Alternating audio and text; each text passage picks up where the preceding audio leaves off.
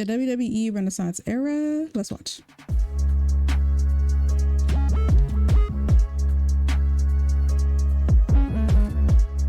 World Wrestling Entertainment in their years and years of existence has firmly been defined by eras, time frames in the company's history where different stars defined their image. They crossed over into the mainstream and they created moments which are still replayed till this very day. Each era has an accompanying cast of marquee attractions and reasons to exist. From 1997 to 2002 was the Attitude Era, then came the Ruthless Aggression Era from 2002 to 2008. This was followed by the PG Era, then came the Reality Era, followed by the New Era, with each name that the company was given for their just waiting for an improvement, but that turn in the right direction would just never come. The moments, the unpredictability, it was few and far between. At the end of the 2010s, it felt like World Wrestling Entertainment was hell-bent on self-sabotage and alienating their fan base, lacking a structure, missing out on top talent, coasting by with their pay-per-views, and failing to deliver fans the stars that they wanted at the top. Go back to 2018 or 2019 and it looked like the WWE was doomed to fail forever. Entering the 2020s, the WWE has finally found their way again. The company has gone through an overhaul from the top down, from new ownership and ideologies to pushing the new wave of superstars. The company has seen a massive turn under Nick Khan and Triple H, where fans are finally enjoying the WWE for the first time in a long time. The company's had a resurgence across multiple facets, from how the company is building up talent, a new vision for media, and even a complete overhaul of their developmental to fit into a grand scheme of an overall plan that seems to be clicking. After some really tough years for fans which were filled with frustration, bad television, and spite booking at times, the company has gone through a renaissance. By its literal definition, renaissance means rebirth, and a rebirth has happened within the WWE. And you may think the simple answer is Triple H taking over. I like that. There's all these little pieces that make up a much bigger picture that finally has the company clicking. The Renaissance Era. So let's review shows that were inside football stadiums or baseball parks. Now there's more of those which give it a grander feel, and that goes hand in hand with what I mentioned earlier. The biggest change has actually come with WrestleMania. The grand feeling that came with WrestleMania has finally been restored for the past couple years, and why it's working is the two-night structure that the show now has. Again, go back to those shows in 2017, 18, 19, close to the 5-hour mark for almost all of them in terms of runtime.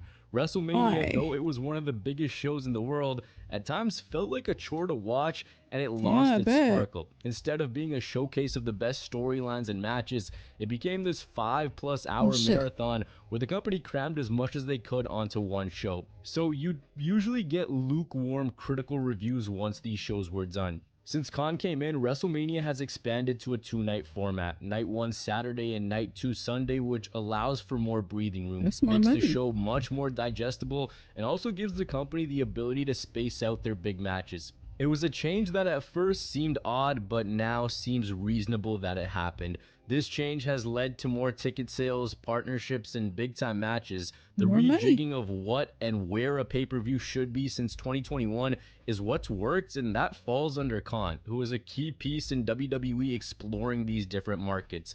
Also, pay-per-view fatigue doesn't seem to be a thing anymore. They don't have a pay-per-view every month just for the sake of doing it.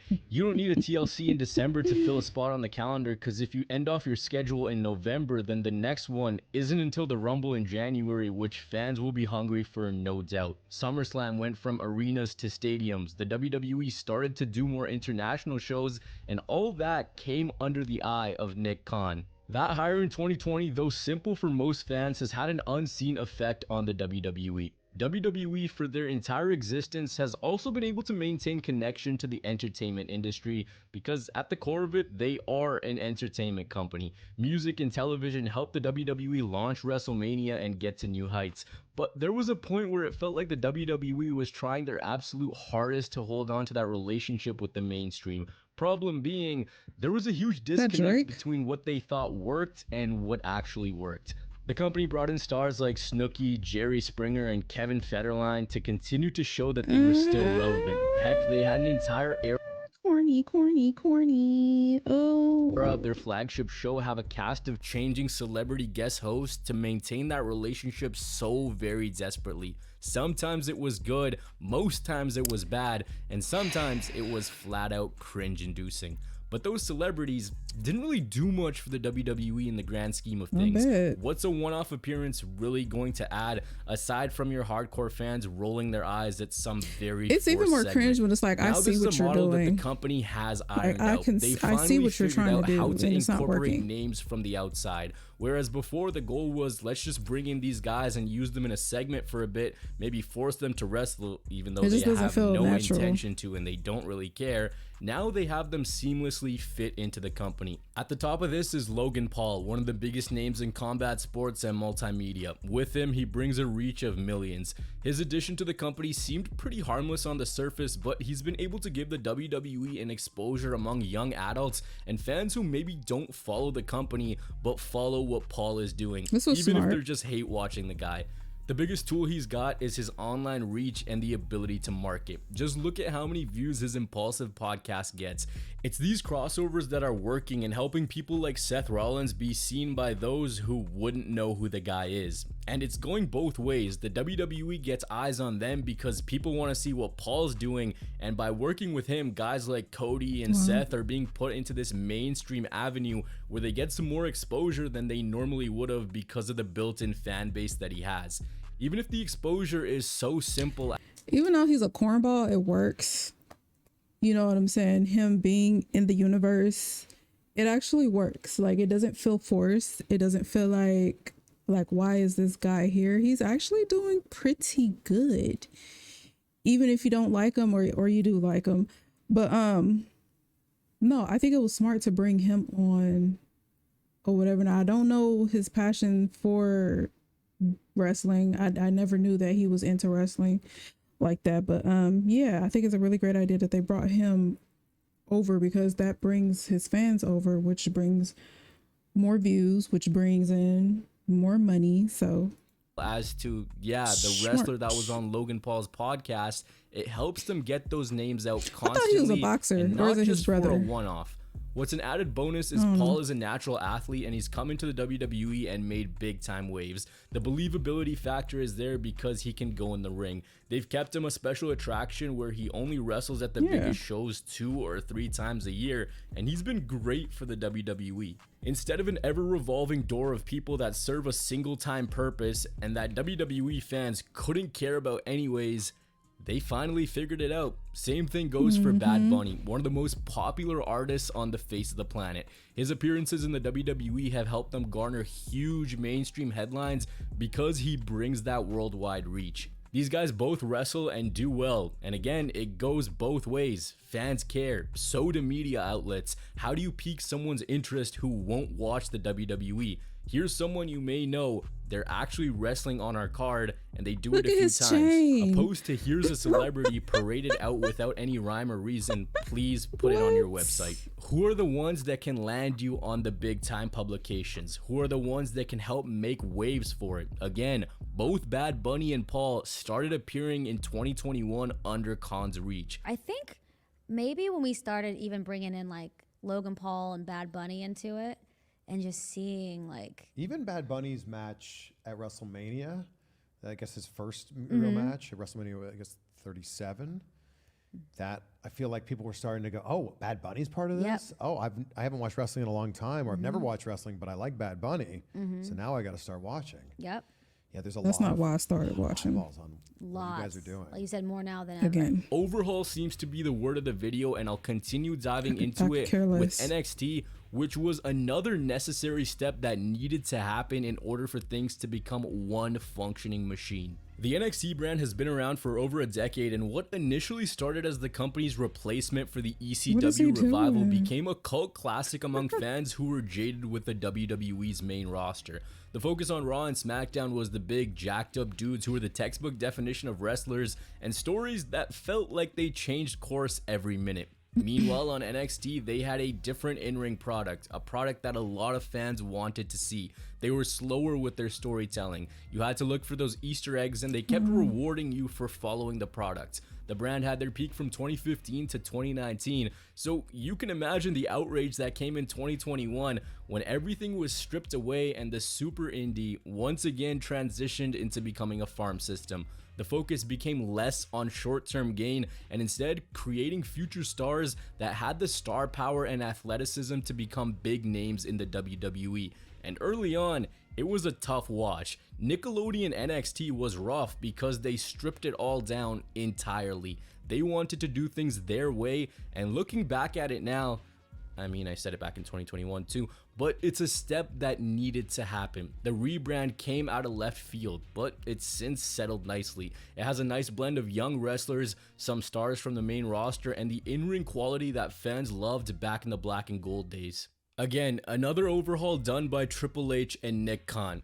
What we want to make sure is easy for folks who want to be WWE superstars is figuring out how to become WWE superstars. So if you think of the life of an elevated athlete throughout their career, the opportunity to go play somewhere has always been easy. Being able to play somewhere is not. That's what's hard. But if you're an amazing high school football player, colleges come after you, you get recruited, you go into their system, and either you make it or you don't make it. Again, all that it takes to get there, very difficult. But the system, not difficult from my point of view. So we want our system to be an easy system where people who want to be superstars, they know how to get to us and we can get to them. We don't want to just keep doing that same thing. We want to look elsewhere for great young talent. If you streamline your developmental, if you make it simple, it works. A key branch off from what he said is the WWE Next in Line program, where the company recruits college athletes and gives them the option of becoming WWE superstars, so you could potentially have the next Brock Lesnar on your hands. And when looking at NXT, two of the big stars of the future are Braun Breaker, who came in from football, and Tiffany Stratton, who came in from a gymnastics background. Both completely molded by the WWE. Wow, that's Both crazy. wrestlers who look like pillars of the future. They came in with no wrestling training. They were built from the ground up, given time to find their way, display their athleticism, That could have been me. Could have been me. figure out what works, what doesn't, and all the subtle nuances. No, that's dope though. I like wouldn't that. have worked with the black and gold audience. They wanted the big veteran signings from ROH or New Japan. With AEW becoming the landing spot for a lot of those talents, black and gold really didn't need to continue to do the same thing. No, I don't know if I want I to be link a it back wrestler. to sports. It's a farm system, and before that farm system had next to no I'm afraid of connect being with injured. the actual big team. How are people going to get familiar with these guys if you don't give them a chance? How are they going to learn if they're just expected to be good in ring? How are they going to continue to sustain their success? And now there's a connection between the farm system and the big team. When they have Braun Breaker appear a few times on Raw, they give Carmelo Hayes a shot. Tiffany Stratton was working with Becky Lynch, and they're slowly weaving them in. Here's our prospects, and here's a little tease. They're young, they're building up, and soon they'll be on the main roster. Remember way back when they didn't even do that, Vince would get his hands on someone from NXT and have no idea what to do with them. He would just see someone, have no idea what they're about, and repackage them. That instead is happening in NXT. So it again comes back to things fitting together properly, and those call-ups are not fumbled anymore. It's the biggest connect that the two sides have had since that crop with Paige, Big E, the Wyatts, the Shield. That crop of talent was brought up nearly a decade ago, and they fumbled so many wrestlers in between that time. In the Renaissance era though, the biggest change comes at the top. In 2022, Vince McMahon was forced to step down from his role in creative. Many fans had been beaten into submission at McMahon's philosophy of booking. Oftentimes random, poorly crafted, and nonsensical. He focused very heavily on part-time wrestlers of eras gone by, which sometimes put their health in jeopardy, and he sabotaged the progression of superstars of the future. To discredit Vince McMahon is completely wrong. I mean, without him, the company isn't as big as it is. The man is responsible for having a vision that no one else did. But he was disconnected with the changing times, disconnected with the fan base, and would coast by because, well, it was his company. The 2010s are the scapegoat in this video, and they'll continue to be.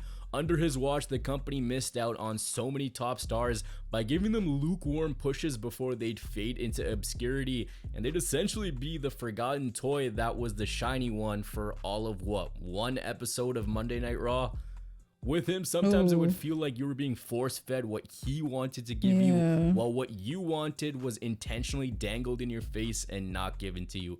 Now with Triple H, that's completely changed. He's able to introduce talent slowly and keep them a constant on WWE TV. I made a video called the WWE's New Wave. In it, I discussed how people are finally getting a chance. There's an investment being made in stars who will carry the WWE now and ones that will be there for the foreseeable future. And again, linking it back to a sports team, it's about depth. How much depth can you create in your organization? It's about having those guys take over once the big guys are gone and building around that core. Building so you don't have another big dog situation where it's like, oh shoot, our top guy is on the way out. Let's strap a rocket to someone. Instead, here's those talents. Let's let them simmer. It's a lot of freaking talent too, dude. Right. On NXT both brands. fits into this plan. Call-ups are working, and I love wrestlers that. who are organically over are given the chance to prove why the WWE should run with them.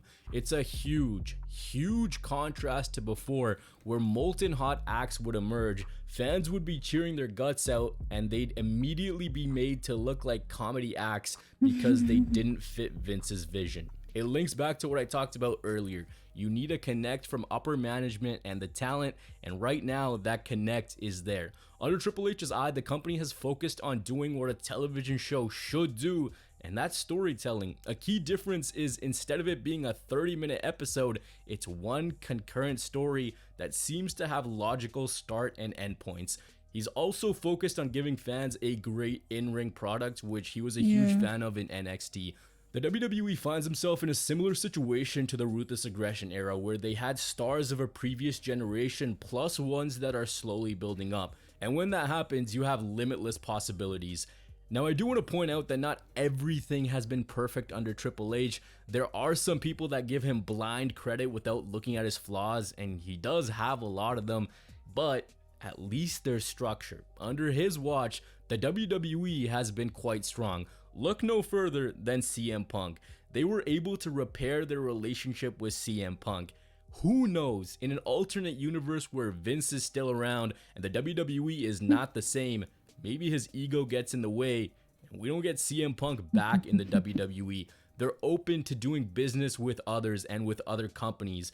They've also proven that acts from other companies can come in and be treated as big time. Cody is the key example. When he came back in 2022, people thought, all right, cool return. But the company proved that they could go out, get free agents, and have them immediately have a sustained impact. Cody's arrival into the WWE laid the foundation for others to come into the company. Being able to lure free agents into the company, I don't know if that would have happened a couple years ago. The last one that connects this whole thing together is Roman Reigns' heel turn. A heel turn that finally made him the top guy that it didn't feel like he was back in 2019 and even early 2020. The turn gave Roman the autonomy to tell his stories, and by virtue of him being the top heel, everything else just slowly built under the top star. If he was still a face, realistically, who would your top heel be? Would you have all these crazy moments? Would guys like Jay, Sammy, LA Knight continue to get that big time exposure if he wasn't there? Him being what he is has allowed Cody to become the face talent that the company desperately needed. If he was still a face, those two would be duking it out, and who knows if Cody would even be in that same position. So by virtue of having that top marquee name, that huge draw, everything has built underneath while he's still the main attraction. The WWE era we're in is being called the Renaissance Era, and it makes sense. When you actually look at how well the WWE is functioning, it makes sense as to why things are clicking. A few years ago, it wasn't like this. Everything seems like it's intended with one company in mind. There's not this sense of just waiting for something to fall apart from an on-screen perspective. As fans, you don't feel like, okay, when are they just gonna screw us over? The pay-per-views are fun, everyone's getting a chance. The WWE has developmental clicking with stars of the future ready to take over. WrestleMania is back, and they understand how to remain in the mainstream. Since 2021, the WWE has adjusted in various different assets, and small and simple tweaks, plus Triple H taking over in creative, has given the company new life for the first time in a long time. Though even the WWE's biggest defender can't say it's all perfect, because it's still not. It has gone through a big overhaul though. If you want great in-ring matches, they have it. If you want your soap opera pro wrestling characters, you have those too. If you want tag team wrestling, well, that's slowly being built up. The excitement, the unpredictability, and most importantly, the trust within the WWE and their fans is back. It's finally a well-oiled machine that's in working order, and that working order wasn't something that seemed possible at all a few years ago. Fans were just so hell-bent on crapping on the WWE, and let's be honest, they deserved it. They deserved every bit of that because they were churning out garbage. Now the company is finally back to being the sports entertainment giant. In the comments below, let me know, is this the best place that WWE has been in the past 15 years? What's working for you? What's not? What changes still need to be made? This is the fourth of a series that's almost happened on accident. I made a video talking about how garbage the WWE was at the end of the decade. There's one talking about the pay-per-views and how they've gone from chore to charm, and then the new wave of talent that the WWE is finally developing. So check those out because they link back to this video. I hope you guys enjoyed this one. I'll catch you guys in the next one. I could definitely say as clear evidence that they are going in the right direction, because me, as someone who's a returning fan who has not watched wrestling in over 10 years, I missed out on a lot. I have not watched wrestling in over 10 years, and I'm back and I am entertained. Okay, entertained. Like, the storylines are good.